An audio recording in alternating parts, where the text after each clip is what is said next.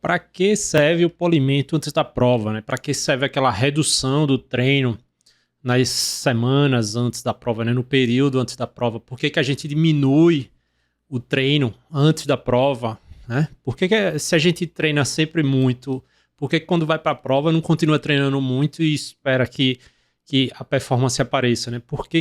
O que acontece no corpo que torna o polimento algo tão importante?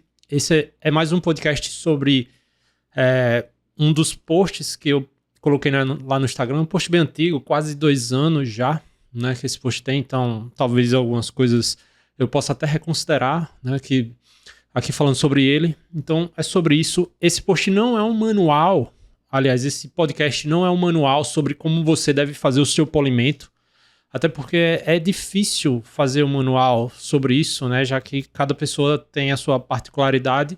É mais sobre as coisas que acontecem em um polimento que faz você realmente melhorar o seu desempenho por ter feito um polimento, ou pelo menos ter um desempenho melhor do que teria se não tivesse descansado de nenhuma forma, né? Como eu já falei, esse podcast é sobre um texto um pouquinho já antigo, aí faz pelo menos 2 anos, e eu lembro que naquela época ele já havia sido reescrito, né? Então, né, a ciência sempre evolui. Eu também evoluí na forma de escrever meus posts, então é um post um pouco mais narrativo, descritivo, né? Expositivo, ele não apresenta tantos dados, tal, é basicamente descrevendo os benefícios, tal, e no final eu cito as referências que eu usei com base, né? Mas a principal referência com certeza é o livro do Inigo Mujica, né? Que é um dos principais livros sobre polimento. Você acha, por exemplo, na Amazon, fácil, né? Polimento Mujica, né? Você acha fácil esse livro. Sem dúvida, uma das grandes referências sobre isso. Não é um livro tão novo assim, mas ainda assim continua bastante útil. Não é um livro fácil de ler, ele é, de certa forma, bem denso cientificamente, bastante fundamentado e tal. Então, a leitura às vezes se torna um pouco arrastada. Parece uma leitura mais de uma dissertação, de um recorte de tese, né, do que realmente um livro texto, né? Então, tem que ter um pouquinho de paciência, mas tem as partes bem úteis, que é, por exemplo, quando ele fala sobre alguns autores convidados, treinadores convidados falam de como fazem o polimento, então tem esse aspecto prático também. É um livro bem interessante, com certeza foi a principal referência, só que eu também não faço citações diretas, é um texto que eu meio que faço é mais narrativo, né? Uma narração livre sobre benefícios importantes do polimento, certo? Então, sem mais enrolações, vamos ao texto, né? Para que serve o polimento antes da prova? Já pelo primeiro card aqui dá para ver que é bastante texto, né? Não tem muita figurinha, não tem muita ilustração, não, esse texto. Primeiro eu falo aqui, quem precisa de polimento, né? Qual tipo de atleta? Às vezes as pessoas pensam, só o atleta que treina muito precisa de polimento, é só o atleta que vai para a Olimpíada que precisa de polimento, é só o atleta da elite que precisa de polimento, mas é isso mesmo? Será que não faz sentido de que o amador, né, que talvez esteja indo para a primeira maratona e fez talvez os últimos 6 meses foram os 6 meses que mais treinou na vida, será que não é essa pessoa que também precisa de muito polimento? Será que o polimento é só para realmente quem treina muito, para quem busca performance, né? Eu começo o texto dizendo: ser o campeão, bater o RP ou apenas terminar a prova na distância, né, na distância desejada, não requer só treino, né? É preciso que esse treino seja planejado para que o atleta esteja no melhor dia, né, no dia da prova, esteja na melhor forma possível no momento certo, né? Que é uma forma de encarar a periodização, né? Como mexer os botões, como organizar o treino, ou pensar não só o treino, mas organizar a vida da pessoa como um todo, para que a pessoa tenha o melhor dia no dia da prova, né? É uma boa forma de definir periodização. Então é preciso isso, é preciso que a pessoa esteja no melhor dia no dia da prova. Durante os treinos para uma prova, seja maratona ou Ironman, né, que são aí sim provas que exigem bastante treino, principalmente de volume, o corpo é submetido a uma alta carga de estresse. Eu sempre falo, treino é um estresse que você aplica, só que diferente de trabalhar 12 horas por dia, o estresse do treinamento ele tem um potencial de gerar adaptação que faz você melhorar o seu desempenho no esporte, né? Então, mas, de toda forma, o treino é um estresse que precisa ser gerenciado, né? Então, durante os treinos, para uma prova, o corpo é submetido a uma alta carga de estresse que, através de mecanismos de adaptação, pode ser transformado em melhora de desempenho, né? Você faz os longos, cria mitocôndrias, melhora a função das suas mitocôndrias, cria enzimas aeróbicas, né? Melhora o indústrio muscular, melhora a sua capacidade dos músculos tolerarem atividade física por mais tempo, e isso faz você melhorar o seu desempenho na corrida de longa distância, né? No entanto, o acúmulo desse estresse, né, leva a uma fadiga acumulada, né? Ou seja, isso aí tem um post basicamente sobre isso, né? Por que treinar cansado, que eu falo o que é fadiga acumulada, né? Causando um prejuízo no desempenho, né? Basicamente é aquilo que eu falei naquele vídeo, né, naquele podcast, por que treinar cansado, por que é importante acumular fadiga, né, para alguns contextos. E uma das formas de eliminar esse prejuízo é reduzindo a carga de treino, né? É aquela coisa do overreaching funcional, né, que é o overreach desejado, não funcional, que é quando sai um pouquinho da mão, né, o overtraining. Então, uma das formas de eliminar essa fadiga acumulada é reduzir o treino, né? Uma das formas de eliminar o estresse é reduzindo o que causa o estresse. A forma que essa redução da carga de treino é feita pode variar, né? Você pode basicamente descansar uma semana completa, né? Ou você pode reduzir o volume, ou manter o volume e não fazer intensidade, ou reduzir a intensidade, né? Há várias formas de redução de carga de treino.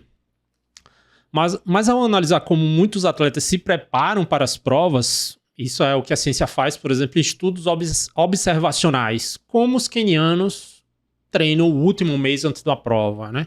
Como um campeão olímpico treina o último mês antes de uma prova, como os atletas amadores treinam as últimas semanas antes da prova, né? Isso aí é ciência observacional, olhar o que as pessoas fazem e tirar inferências daquilo, né?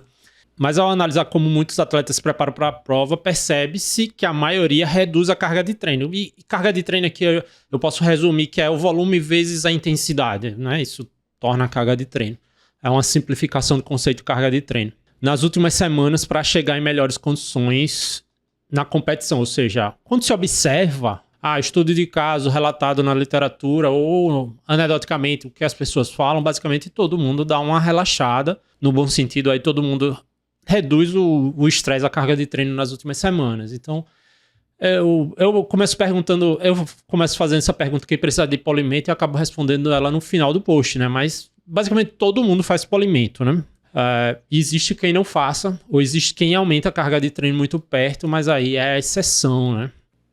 O segundo card aqui mas afinal, o que é polimento? É que eu passo a uma definição um pouquinho mais formal, bem mais formal do que reduzir o treino, que ele define polimento como sendo a redução progressiva não linear da carga de treino durante um período de tempo variável. Ou seja, a questão do progressivo e não linear é que não...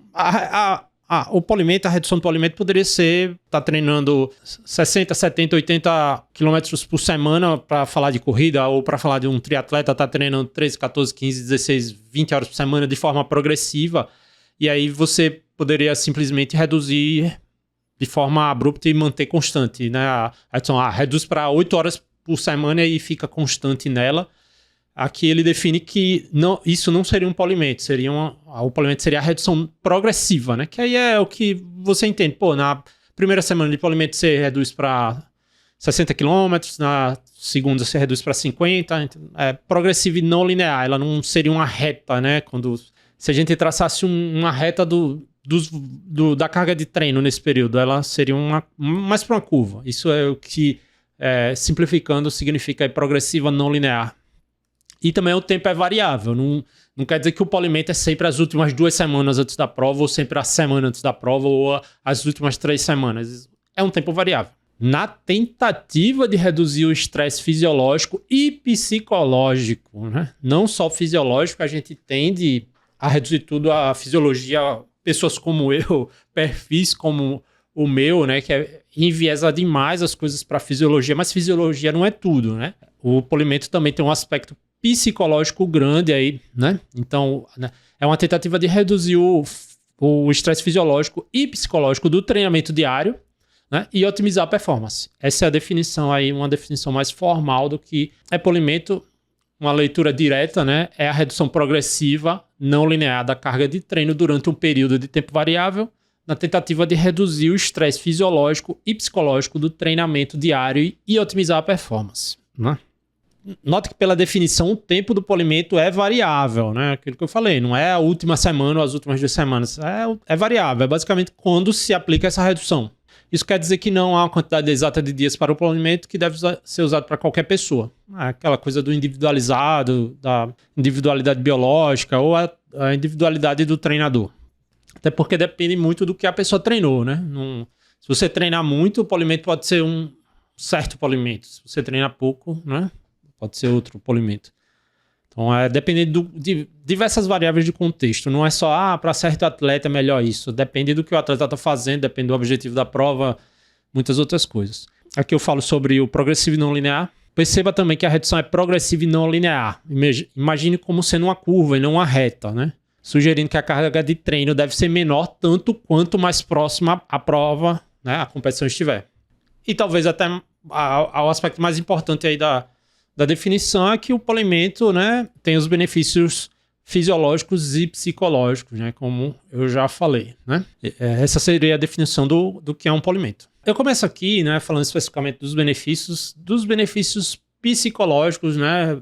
Tento fazer aqui um contrassenso, né? Tudo é muito falando de fisiologia, eu sempre falo muito sobre fisiologia, então eu optei aqui por falar sobre os benefícios psicológicos do polimento. Aqui eu cito outro cientista lendário e super polêmico, né? O lendário cientista do esporte, né? Tim Noakes, fala bastante sobre... Ele tem um livro super famoso, né? Que é o Law of Running, né? Em português é a tradição da corrida. Diz que vai ter uma versão nova aqui, né? Só para ter esse parênteses. Né? Fala muito sobre dieta low carb, por exemplo. É um dos caras que defende muito low carb para um atleta de endurance. Então a polêmica dele está a respeito disso, né? Mas a contribuição dele na ciência é gigantesca, a teoria do governador central e muitas outras coisas, né? Então ele é muito polêmico nessa parte do low carb, mas em muitas outras coisas ele é uma sumidade, vamos dizer assim. O Tim Noakes diz que o desempenho resulta de um esforço consciente, né? Quando você quer desempenhar, você quer fazer aquilo, né? Não sair sem querer, é deliberado. Ou seja, para alcançar a melhor performance, é preciso ter vontade de fazer determinado esforço físico. Isso é desempenho, né? É o que gera o desempenho, é a vontade de produzir um esforço físico. E o esforço físico precisa que você esteja bem mentalmente, né? Esse estado mental de produzir o melhor esforço que pode ser produzido requer que o atleta esteja bem motivado. Ou seja, o primeiro aspecto psicológico que deve retornar ou ser supercompensado, retornar ao normal ou ser supercompensado para você estar mais motivado do que nunca no dia da prova, é a motivação. Esse desempenho requer que o atleta esteja bem motivado, com um estado de humor, né, adequado. A gente não quer... É óbvio que cada pessoa tem a sua personalidade, mas você não quer estar no dia da prova com o humor muito afetado. Vamos falar assim, né? Para não dizer, está de mau humor, como se todo mundo tivesse que estar contando piada na prova. Não é bem assim, mas você não quer estar com o seu humor afetado. Você quer estar bem, né? Você quer estar com boa qualidade de sono e com os fatores que influenciam na percepção subjetiva de esforço reduzido. Ou seja, você quer ter um mindset, um mindset no sentido mais real, aí um conjunto de ferramentas mentais que reduzam a percepção de esforço, já que isso é um fator determinante do desempenho, né? Numa prova de longa distância ou qualquer prova, né? Porém, uma alta carga de treino prejudica o estado do humor. Quando você treina uma carga de treino alta, há uma afetação do humor, né? Há essa afetação desses aspectos psicológicos. E gera outras manifestações psicológicas negativas, como sintomas de depressão, raiva, né? Irritação, fadiga mental, né? E falta de vigor, aquela falta de vontade de fazer. É normal quando as pessoas estão no pico da carga de treino, por exemplo, faltando um mês aí para uma maratona, faltando um mês para um Ironman, para um meio Ironman. É normal você tá um pouco deprimido, um pouco achando que não quer fazer mais, ou tá com raiva, bastante irritabilidade, brigando com todo mundo, brigando com os colegas de assessoria, discutindo um pouco em casa. É normal, isso acontece. Isso é afetação psicológica causada pela carga de treino. Precisa ser um pouquinho controlado, mas dependendo dos seus objetivos, do estresse que você quer quer causar para obter uma certa adaptação, isso aí acontece. Aquele tipo de fadiga mental que realmente prejudica a sua capacidade de produzir e essa falta de vigor. A redução da carga de treino durante o período do polimento tem o potencial de reverter esse quadro psicológico negativo, né? Então aí seria um dos primeiros benefícios do polimento, o benefício psicológico, restaurar o estado mental, a saúde mental, e como eu falei, não só restaurar para o baseline, mas também restaurar supercompensando, fazer com que na prova você esteja no ano, no dia, vamos dar o exemplo aqui, no dia 31 de maio, você esteja, seja você vai fazer o Ironman Brasil, a Maratona de Porto Alegre, você esteja no dia mais motivado do ano para fazer um desafio desse tamanho, que seja o dia mais motivado do ano. O polimento tem esse aspecto, né? Também é armado para isso. Você descansa, mas faz alguns estímulos, né? Para manter essa chama ali de que naquele dia você vai estar super motivado, né? A adição da carga de treino também é isso. Estou falando motivação, mas a motivação de uma forma, no sentido um pouco mais amplo, né? No sentido de que todo o seu mindset, todo o seu aspecto mental, todo o seu conjunto de ferramentas mentais estarão no melhor dia, né? Óbvio que algumas coisas na prova não são... Você vai estar ansioso no dia da prova, você vai estar com alguma afetação mental, mas a gente espera que você esteja motivado, principalmente motivado, né? Que você não esteja com raiva, né? Que esteja faltando vigor, mas outras coisas a gente sabe que acontece no dia da prova, principalmente um pouco de ansiedade. A oportunidade de dormir mais, principalmente quem treina muito cedo e com qualidade, é um fator de melhora na recuperação durante o polimento, né? O sono é um dos principais fatores de recuperação e basicamente o polimento busca recuperação e adaptação. Isso principalmente em atletas amadores, né, que costumam comprometer demais o sono para poder treinar. Como eu falo, aqui no Nordeste, né, pelo menos aqui no litoral, amanhece muito cedo e a hora oficial de treino acaba sendo 5 horas da manhã, né? Então dá aquela prejudicada no sono para poder fugir do sol, né, fugir do calor. Dessa forma, o polimento ajuda na recuperação do estado mental do atleta, deixando pronto para a competição. De forma resumida aqui, são os benefícios psicológicos do polimento. Fazer a sua cabeça estar no melhor dia, no dia da prova. É comum, às vezes, a pessoa gastar, isso aqui já saindo um pouco, né, abrindo uma linha paralela, que é muito comum as pessoas, os atletas gastarem essa munição do estado mental antes da prova, né? 2 semanas antes tem lá um treino em ritmo de prova e o cara era para correr a 4:30 e eu tava me sentindo bem e corri para 4:05, entendeu? Então uma forma, uma coisa que é muito importante na forma que se faz o polimento é respeitar a intensidade, né? Às vezes os atletas dão aquela viajada, o volume tá muito reduzido e eu vi o Zé falando, eu vi o influencer tal falando que a intensidade é o que mantém a forma durante o polimento. E aí acha que tem que dar o melhor do dia em todos os treinos que tiver intensidade do polimento. Não é. Uma coisa muito importante do polimento é a disciplina na intensidade. A disciplina na intensidade. Perceba o seguinte, se você vai fazer uma maratona, você está treinando para correr 42 km em um determinado ritmo. Antes da maratona, algumas semanas antes da prova, você consegue ir lá e fazer uma meia maratona muito mais forte do que o ritmo da maratona, mas isso não quer dizer que você, toda vez que você vai sair para treinar, você tem que dar o seu melhor possível no período de polimento. Você é capaz. Não é um período que você está treinando mais capacidade, entendeu? Você está afunilando o treino para estar no melhor dia possível no dia da sua prova. Então é uma coisa... As pessoas gastam muito essa munição antes da prova no polimento, né? É uma das coisas que mais se erra fazendo polimento. Exagerar em intensidade, né? E aí carregar a fadiga, não se recuperar, né? Que é o principal motivo de fazer polimento, se recuperar, remover fadiga, e também não deixa o corpo se preparar para a prova, né? Não deixa o corpo se preparar para a prova e gasta a energia da prova, gasta a energia mental, às vezes criou uma certa expectativa para esse treino e o treino não sai como achou que ia, aí gastou uma energia mental nisso, começa a ficar preocupado e a prova não vai sair. Então não gaste, faça realmente o programado, que é a melhor forma de acertar o polimento. Se costuma falar que são os benefícios mais da fisiologia, né? Benefícios hormonais e imunológicos, né? O treino extenuante causa alterações de curto e longo prazo no sistema endócrino, prejudicando vários índices hormonais. Aqui eu cito Um exemplo do cortisol, né? Eu diria que mais a relação cortisol-testosterona, né? Que é uma das coisas associadas ao estresse, que está associada a estresse, a alto nível de estresse crônico, mas tem vários outros. Então, melhorar os índices hormonais não quer dizer que a performance vai melhorar. Não existe tanta essa associação. Pô, eu tô com a testosterona de 200 pré-polimento, espero que ela suba para 400 pós-polimento e aí então a minha performance vai melhorar por causa disso, né? Mas é associado, mas não quer dizer que se você melhorou índice hormonal, necessariamente vai melhorar a performance, né? É por isso que eu digo aqui que restabelecer tais índices sugere que o quadro de estresse fisiológico que o corpo se encontrava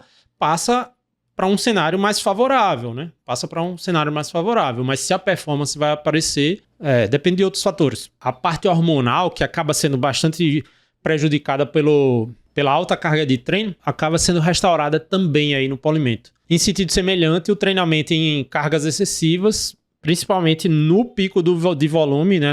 Não é à toa que várias pessoas estão ficaram doentes nessas últimas semanas. Muito normal. A carga excessiva de treino prejudica, né? Compromete a proteção imunológica, né? Aquela teoria da janela de imunidade, né? A janela fica aberta ali depois que você faz um longão. Então você fica mais suscetível a ficar doente, principalmente trato respiratório superior, né? Pega infecções do trato respiratório superior, a famosa virose nas próximas horas. Então, fez um longão e depois vai pra balada, a chance de ficar doente é grande. Se fala muito treino extenuante, né? Essa teoria da janela imunológica fala muito de treino extenuante. Então, o treino longo, o treino muito intenso, o treino num calor severo, esse tipo de coisa que gera muito estresse, abre essa janela e aumenta o risco de ficar doente.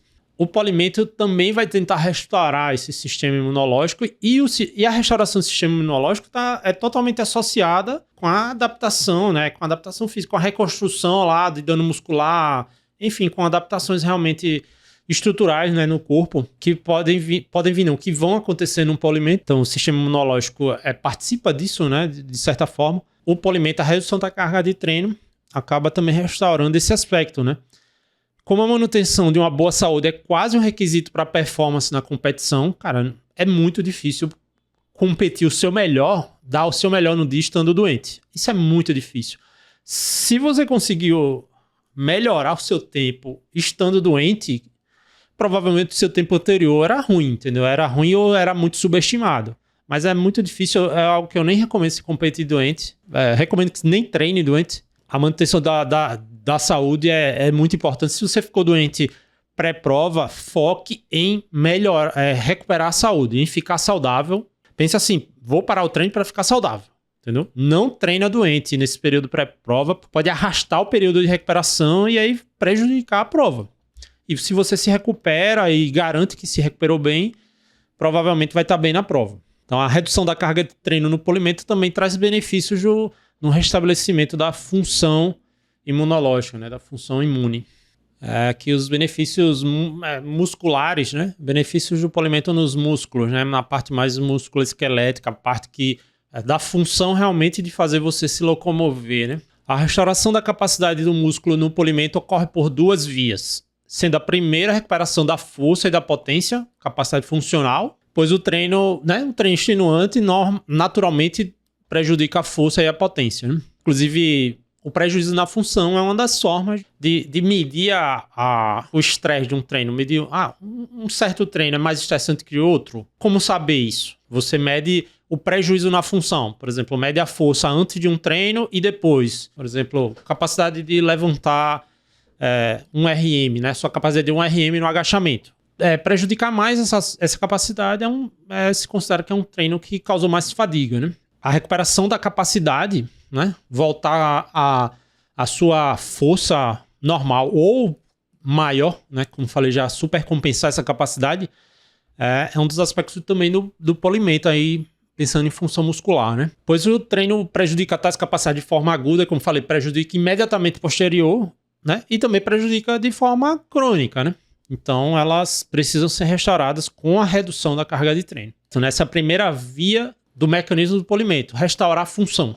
Restaurar a força, restaurar a potência, né? Restaurar, por exemplo, alguma dor que você está sentindo. A outra via é a restauração da atividade enzimática, isso aí já seria uma parte mais micro, né? Que otimiza a atividade oxidativa, ou seja, o maquinário aeróbico, né? A função aeróbica muscular também vai ser restaurada e também vai ser supercompensada. Espera que esteja melhor do que o normal no dia da prova. E contribui com a função muscular como um todo, no caso da atividade oxidativa, vai contribuir ainda mais, né? A gente sabe que os sistemas metabólicos, eles contribuem em qualquer tipo de esforço, né? Mesmo no esforço super intenso, o oxidativo lá, né? O aeróbico tá lá agindo. Mas nesse tipo de demanda, de prova de longa distância, o oxidativo é o maior, né? É a maior predominância entre os sistemas. Ter um maquinário aeróbico otimizado no dia da prova é o que se busca, né? Inclusive é o que se busca com treinamento, né?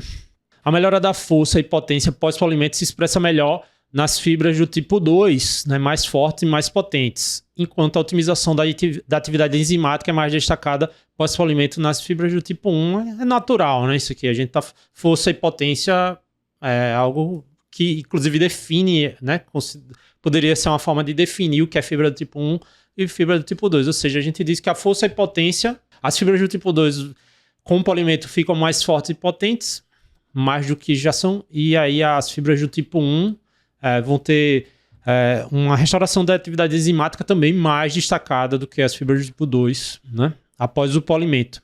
Além disso, as fibras do tipo 2 apresentam uma melhora maior do que as do tipo 1 pós-polimento. Isso é natural porque o excesso de treino prejudica muito a função, né? Essa função, o volume alto de treino, ele não prejudica tanto a atividade enzimática, a menos que seja extremamente excessivo, né? Tanto que quando você está com alto volume de treino, você continua capaz de correr os longões. A capacidade, às vezes, de fazer esforços de muita força e, né, muita intensidade fica prejudicado. Embora eu esteja sempre parecendo que estou falando para maratonista e para triatleta que vai fazer Ironman, mas, por exemplo, se você vai fazer uma prova em que você precisa de fibras do tipo 2 lá, realmente entregando força e potência, vamos dizer, se você é um ciclista de estrada que pretende disputar um sprint forte no final da sua prova, para ganhar a prova, talvez o polimento precise ser um pouco mais agressivo para que essa restauração das funções tipo 2 sejam mais otimizadas, entendeu? Que você realmente chegue com essa capacidade das fibras do tipo 2 no melhor possível. Então, também é característica da prova, característica do atleta, característica do treino, né? Como eu já falei, influenciando em como se faz o polimento. Quanto mais intensa a prova, talvez maior precise ser o polimento em relação a diminuir o treino, né? Isso sugere que as fibras do tipo 2 sofrem mais prejuízo na função com a carga de treino, que eu já falei, e que eventos que demandam uma contribuição maior de tais fibras precisam de um polimento mais efetivo para que desempenhem o seu potencial. Exatamente o que eu falei. Na corrida de longa distância, como é uma prova sem muita intermitência de esforço, é uma prova mais constante, né? A corrida de longa distância, principalmente para o amador que vai fazer uma prova no estilo contrarrelógio, as fibras do tipo 2 entram aí mais como após a fadiga do tipo 1, das fibras do tipo 1, então a fibra do tipo 2 vem para suprir, né, conforme as fibras tipo 1 vão fadigando. Mas em provas de esforço realmente intenso, intermitente, né? Ciclismo de estrada é um bom exemplo. Ataque, em cima de ataque, capacidade de responder a ataque. Você precisa dessas fibras do tipo 2 para um ataque lá que você vai chegar perto de 1000 watts, você vai precisar dessas fibras mais potentes, dessa capacidade. Isso aí influencia no polimento, né? Muito embora tenha relato, estudo de caso documentado de equipe de Pro Tour que coloca o maior volume ali pré-prova, né? E aí vai para prova, talvez buscando aí um efeito de proteção, né? Um efeito protetor da carga repetida, né? Para melhorar a durabilidade e tal. Isso aqui é interessante que esse post eu falei e eu escrevi sem ainda não havia tantas coisas sobre durabilidade, né? A durabilidade é uma coisa mais recente nos últimos anos. Talvez fazer volumes altos perto da prova impacte na durabilidade, né? Algo que talvez mude um pouco essa visão do polimento, né? Hoje em dia é bem comum você ver o pessoal indo para Ironman, exemplo, Christian Blumenfeld, né? O pessoal da Noruega, os triatletas noruegueses correndo 30 km uma semana antes da prova. Então, é esse tipo de coisa. Como eu falei, é uma narração expositiva e tal, mas um texto realmente mais exploratório ou mais investigativo, né? Não funciona sempre assim, reduza tudo que você vai estar no melhor do seu dia, né? Mas também tem esse aspecto que eu falei, né? A prova que o Christian Blumenfeld faz é uma prova de esforço constante, relativamente constante. Não precisa... As fibras do tipo 2 vão entrar lá no estado de fadiga, né? Não é uma prova de esforço intermitente. Talvez não seja a forma que o Pogacar, né? O Pogacar não vai... Talvez o Pogacar não faça um... Se bem que o Pogacar não é sprintista, né? Os sprintistas não vão estar fazendo longo de 300 km uma semana antes aí das grandes voltas, né? São os benefícios nos músculos do polimento, né? O benefício do polimento e no metabolismo, que é no músculo, né? Basicamente. Mas aqui é especificamente sobre a capacidade de geração de energia, né? A redução na carga de treino do polimento reduz também o gasto energético total do atleta, que é outra armadilha. Você está treinando, está gastando milhares de calorias e aí reduz o treinamento e também quer reduzir demais a nutrição. Tem que ter um ajuste bem específico, porque você precisa comer o suficiente para manter a atividade que você precisa fazer, as tarefas que você precisa fazer no treino. Precisa de nutrição para que você gere a adaptação que precisa ter. Você não pode também engordar demais, né? Eu engordei 7 quilos no polimento, entendeu? Você não pode fazer isso e também você não pode ficar no estado de restrição de energia, coisa que eu postei no Instagram também de forma de texto, né? Emagrecer no período específico não é uma boa ideia, porque aí significa que você não está se adaptando ao treino. O emagrecimento no sentido de restrição de energia, né? Não se perde peso apenas dessa forma, mas o que eu quis falar ali foi especificamente dessa forma. Restringir energia para causar déficit calórico e emagrecer. Enquanto alguns atletas têm dificuldade na manutenção do peso corporal durante o polimento, como eu falei, alguns é difícil ajustar a nutrição ali. O polimento atua positivamente na disponibilização e utilização de substrato energético, né? Ou seja, você se torna um pouquinho mais otimizado em usar gordura no estado descansado. O estado de fadiga tende a usar mais carboidrato, você tende a ser menos flexível metabolicamente no estado de fadiga acumulada. O descanso, o polimento tende a ir restaurando e deixando você um pouco mais eficiente no metabolismo aí, no uso de substrato energético. No acúmulo de lactato durante o exercício, você já afeta os limiares, então a gente espera que durante o polimento os limiares metabólicos reais, né? Aquele que é medido efetivamente dosando o lactato sanguíneo, e não o FTP vai melhorar porque é um desempenho, só que por ser desempenho, ele depende de outros fatores. Por exemplo, o FTP melhora se você ficou mais motivado, mesmo o limiar de lactato estando o mesmo. Um limiar de potência funcional, né, é uma medida de desempenho. Desempenho é multifatorial. Afeta também no nível de glicogênio muscular, obviamente, né, uma das coisas, como você está gastando menos e está se recuperando, o seu tanque tende a ficar mais cheio, né? Então, o nível de glicogênio muscular está se recuperando, é uma das coisas que se espera, né, durante o polimento. E também outras variáveis metabólicas que influenciam no desempenho. É observado, por exemplo, um pico maior de lactato sanguíneo em um esforço máximo pós-polimento. E isso é engraçado. Eu treinei muito, descansei, fui dar um tiro de 1 minuto e o meu lactato foi maior. Isso aí é a questão da bioenergética, né? Como eu falei, aquela questão das fibras do tipo 2, do tipo 1. As fibras do tipo 2 têm muito mais força e potência, são capazes de produzir muito mais força e potência. Elas tendem a ter um benefício maior do polimento, né? Tendem a se beneficiar mais do polimento e, por gerarem mais força e potência, elas também geram mais lactato em um esforço máximo, curto, entendeu? Então não é que o seu limiar piorou, é que você teve mais capacidade de colocar fogo na fogueira, vamos dizer assim, de colocar lenha na fogueira. Você consegue colocar mais lenha na fogueira estando descansado e aí o pico de lactato vai ser maior. Aí eu falo, isso pode estar relacionado tanto com o restabelecimento da função muscular, questão da fibra tipo 1, fibra tipo 2, como também um estoque de glicogênio muscular maior pós-polimento. E aí é o que eu falei da parte do metabolismo. Então, a fibra mais descansada, com mais gasolina ali nela, né, que seria o glicogênio muscular, quando você taca ali o pau, tende a gerar mais lactato, no esforço máximo, né? Só que aí espera-se que o limiar no submáximo, né? E aí eu falo em exercício submáximo, onde estão os esportes de endurance. Um esporte de endurance não é 1 minuto no máximo. é a sua melhor 3 horas, sua melhor 4 horas, 5 horas, 2 horas de meia maratona, 1h30 de meia maratona. Enfim, né? É um esporte submáximo de longa duração. Onde estão os esportes de endurance, que fala que o maior estoque de glicogênio, que é um dos efeitos do polimento, ou um atraso no acúmulo do lactato, significa uma maior manutenção na capacidade de sustentar uma determinada velocidade durante a prova, que é o que a gente espera, né? É o que a gente espera durante o polimento. Então, o benefício metabólico do polimento é basicamente tornar você mais eficiente na relação aí de substrato, gordura e carboidrato, passando a usar um pouco mais de gordura, mudar o perfil do acúmulo de lactato, ou seja, deslocar os limiares para um pouco mais para frente, e também aumentar os estoques de glicogênio muscular, e isso afeta o esforço máximo, né? Só que não quer dizer que se você produzir mais lactato em esforço máximo, você tá menos treinado, né? Essa é uma das coisas que pode complicar a vida de quem vê o norueguês lá medindo o lactato o tempo todo. Eu vou comprar um medidor de lactato desse e vou começar a medir, e aí pode tirar insights, né, errados. Diz, pô, o lactato tá maior. Pô, depende do esforço que você faz, depende do estado nutricional que você... né, depende de muitas outras coisas.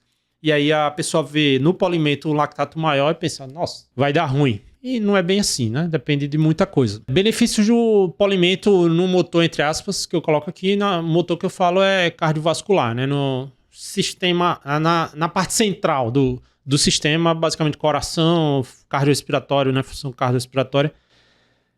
De nada serviria o polimento se não melhorasse o funcionamento do motor do atleta, né? Principalmente tratando-se de esportes de endurance que são predominantemente aeróbicos. O VO2 máximo é um dos grandes fatores fisiológicos determinantes de performance, né? E também se sabe que um dos maiores limitantes do VO2 máximo é a capacidade de bombeamento do coração, ou seja, quanto sangue entra no coração em cada vez que ele aumenta, e quando ele contrai, quanto de sangue sai nessa contração jogando sangue para o sistema. A gente chama de volume de ejeção. E considerando todo o trabalho do coração em 1 minuto, qual a quantidade de sangue, qual o volume de sangue que o coração jogou para o sistema em 1 minuto é o que a gente chama de débito cardíaco. Isso é um dos fatores super determinantes de desempenho. Principais fatores fisiológicos de determinante de desempenho. Principalmente determinante de VO2 máximo. Embora o VO2 máximo lá na ponta, né, o conceito de VO2 máximo seja a maior quantidade de oxigênio que uma pessoa consegue consumir em 1 minuto, ela é bastante limitada pela capacidade do coração. Então é por isso que se diz que o coração é um dos maiores limitadores de VO2 máximo. E como o coração a nossa capacidade do coração ela melhora com o treinamento, é sobre isso que a gente está falando aqui. Quando treinar, descansar e como o coração melhorar um pouco, mas ela é muito determinada pela genética, né? Então é por isso que o VO2 máximo é muito determinado pela genética. Aí você vê que pessoas, às vezes com o mesmo estímulo, evoluindo de forma muito diferente, alcançando desempenho de forma diferente por causa desse teto genético aí no VO2 máximo. Já foi observado até 6% de melhora no VO2 máximo de ciclista após um período de polimento. Aí VO2 6% em watts? Não, seria 6% lá no consumo de oxigênio. Por exemplo, o VO2 máximo do ciclista era 50 e passou para 53, entendeu? Esse seria esses 6%. Esse aumento foi do VO2 máximo, do consumo de oxigênio, foi acompanhado por uma melhora. Isso aqui, obviamente, é uma média de um grupo, né? Eu estou falando de um estudo. Esse aumento foi acompanhado por uma melhora da performance. Aí sim a gente está falando de watts de 5,4. Ou seja, quem pulou do VO2 máximo de 50 para 53... pularia aí de watts de 300 para 317. Vamos falar assim. Né? 317? 3 vezes... 317. O que demonstra que o polimento não serviu apenas para a otimização fisiológica, mas também para melhorar a função. Né? O polimento melhora o desempenho. É isso que a gente quer. É melhor fazer a prova descansado. O polimento é para descansar, mas o desempenho vai ser o mesmo. Então, cara, mantém o cara treinando, né? Mantém o cara treinando, pelo menos manter a confiança lá em cima. Não é assim.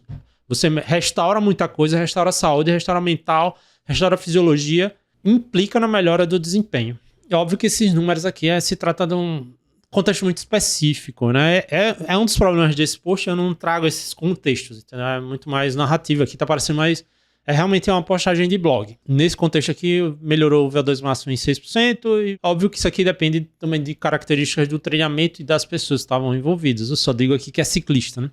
Não foram relatadas mudanças nas dimensões do coração no polimento, né? O que é natural por se tratar de um período muito pequeno. É sabido que o remodelamento cardíaco, né, o aumento lá, ventrículo esquerdo, tudo isso, a melhora do coração por aumentar as suas dimensões, ou dimensões que são importantes, né, para a melhora do débito cardíaco, ocorre ao longo do tempo. Então, não é um polimento que vai mudar isso, né? Por outro lado, são notadas menores frequências cardíacas de repouso pós-polimento, ou seja, aquela frequência cardíaca em repouso, que é uma métrica importante de estresse, de muita coisa, condicionamento, né, aeróbico, enfim, é uma métrica importante nesse sentido, ela diminui após polimento, mas isso não é porque o coração melhorou, o coração mesmo, o miocárdio melhorou, ou ficou maior e isso causa uma diminuição da frequência cardíaca. Ela mostra uma adaptação positiva no sistema nervoso autônomo, né? Que seria notado aí por um aumento da HRV, né? HRV é uma adaptação fisiológica, mas o sistema nervoso ele vai também se restaurando, a parte principalmente autônoma, né? Que é a parte que faz o coração bater, né? Que são as funções involuntárias, vamos falar dessa forma. Ela também se restaura, né? Durante o polimento, e isso implica em uma menor frequência cardíaca de repouso e também frequências cardíacas diferentes, né? Durante o exercício. Então, esses seriam benefícios do polimento na aspectos centrais, né? Principalmente no coração. Então, você precisa de polimento. Você que vai fazer Ironman Brasil daqui a pouco, Maratona de Porto Alegre, Maratona do Rio de Janeiro, qualquer outra prova no segundo semestre, ou qualquer prova ainda nesse final do primeiro semestre. Você precisa de polimento? Parece que sim, né? A eliminação pelo polimento da influência negativa da fadiga acumulada responde pela maior parte da melhora da performance. Ou seja, o que isso quer dizer? Que vimos lá que 5,4% de melhora de desempenho após o polimento em ciclistas. A maior parte disso é simplesmente por ter descansado. Ou seja, é simplesmente o fato de você descansar. No sentido de que se você descansar e nenhum desses marcadores que eu falei aqui melhorar, é provável que a sua performance melhore, simplesmente porque você descansou e não porque os marcadores melhoraram. O descanso é o principal fator do polimento, é você chegar na prova descansado. É muito importante competir em um estado descansado, é aquela frase até jargão, né, bem popular, que é melhor chegar um pouco destreinado, mas bem descansado na prova. Lógico que não muito destreinado, mas um pouco destreinado, mas bem descansado. Porém, o excesso de polimento pode causar destreinamento e perda de adaptação. Então eu vou passar 3 semanas sem treinar. Não é assim, né? Polimento, né? A palavra taper, em inglês, né? Tapering, ela significa mais afunilamento. Então você está afunilando o treino para a prova, hein? Convergindo o treino para a prova. Popularmente, né? Só repetindo, costuma-se dizer que é melhor chegar na prova descansado e um pouco destreinado do que excessivamente treinado e cansado. E aí vem o problema do tal do treino que eu fiz para me dar confiança, né? Eu fiz para me dar confiança. Fazer 30 quilômetros em ritmo de prova uma semana antes da maratona, entendeu? E se você não é o Christian Blumenfeld, por exemplo, esse tipo de coisa. É o treino para dar confiança, simplesmente para isso. Aqui eu falo um estudo com dados do Strava de 158 mil corredores, né? O pessoal foi lá e aplicou um extrator de dados no Strava. Observou que ser disciplinado ao reduzir a carga de treino próximo a uma maratona teve alta correlação com o desempenho na prova. Sendo assim, é possível dizer com uma boa margem de certeza que você precisa de um período de polimento para estar na melhor condição possível na sua prova, né? Como eu falei, há relatos documentados de pessoas super bem-sucedidas que não fizeram o polimento conforme esse manual, entendeu? Conforme isso de reduzir o volume, manter a intensidade, enfim. E são bem-sucedidos, mas também é bem documentado que para a maioria das pessoas funciona reduzir o volume e manter a intensidade. Para você, de forma genérica, é bem provável que fazendo o polimento conforme o manual vai ser um bom cenário para você. Vai ser o melhor cenário, não tem como dizer isso de uma forma bastante específica. E aqui, por último, foi outro post que eu fiz falando desse estudo que eu falei quase agora, né, com 158 mil pessoas. Estudo com dados de mais de 158 mil corredores analisou qual duração de polimento mais melhora o tempo na maratona. mesmo polimentos de uma semana já mostraram benefício. Aquilo que a definição do Mujica, né? Que o tempo do polimento é variável. Polimentos de uma semana já mostraram benefício, mas a maior melhora veio com 3 semanas de redução feita de forma estrita. Redução semanal progressiva sem aumento no meio. Aqui é que ele chama de taper longo e disciplinado, né? Taper longo e estrito, que é a maior semana da carga, o pico da carga, ou uma semana alta de treino, foi faltando 4 semanas para a prova. Então você já reduz para a terceira. Então a terceira semana antes da prova, né? 3 semanas antes da prova, você já reduz em relação à quarta. 2 semanas antes da prova, você tem que reduzir em relação à terceira. 1 semana antes da prova, você já reduz em relação a 2 semanas antes, entendeu? Você sempre cai. Isso é o que ele chama de polimento estrito. E o polimento que ele chama de polimento relaxado eu reduzi muito de 4 para 3 semanas, mas faltando 2 semanas eu subi um pouco, né? É fazer um polimento meio que não relaxando, não ser progressivo, entendeu? Esse estudo encontrou isso, que 3 semanas funciona muito bem para a maioria das pessoas, embora 2 semanas e 4 semanas também funcione muito bem. Inclusive, 1 semana também funciona muito bem. O que não funcionou muito bem é não fazer polimento nenhum. Tipo, você seguir o seu treino normal e ir para a prova. Mas também a gente pode querer fazer isso, né? A gente pode querer fazer isso, que é uma prova B na temporada, né? Não é a prova-alvo da temporada, embora... como eu já falei, se é maratona e Ironman, é difícil não ser uma prova A na temporada, né? Embora hoje, especificamente com maratonas, as pessoas estão já tendo 2, 3 maratonas no ano. É viável. Hoje, com o treinamento, com a nutrição que tem, com a fisioterapia que tem, parece que está ok, né? Parece que está ok. Eu treino pessoas que fazem isso e estão bem, estão produzindo. Talvez com a forma que se faz hoje, já seja viável fazer isso, se a pessoa tolera, né? Mas o que é importante mesmo é que o polimento parece funcionar bem. Funciona bem já tendo polimento de 1 semana até 4 semanas. Isso, para quem está vendo em vídeo, dá para ver pelo gráfico. Polimento relaxado também funciona, só que não funciona... com 1 semana não tem como saber, né? Que aí não tem a comparação. Também funciona, mas não funciona tão bem quanto o polimento disciplinado, né? Que é essa semana tem que ser menor do que a semana anterior. Nem sempre dá para ser feito, né? Às vezes a pessoa fica doente. E aí, eu diminuo muito, né? Faltando 3 semanas para a prova, eu só treinei 2 treinos porque eu fiquei doente. Então eu só vou treinar 2 treinos até a prova? Não, né? Aí é ser exagerado na leitura do que está sendo dito. Mas em condições normais, você quer diminuir de forma disciplinada a carga de treino até a prova. Isso era o que eu tinha para dizer, né, sobre para que serve o polimento antes da prova. Não foi um manual sobre polimento, mas espero que tenha sido um conteúdo bem interessante. E se você está no YouTube, aproveita para dar o like, se inscrever no canal. Se você está me ouvindo pelo Spotify, aproveita para dar 5 estrelinhas aí na avaliação. Valeu, tamo junto.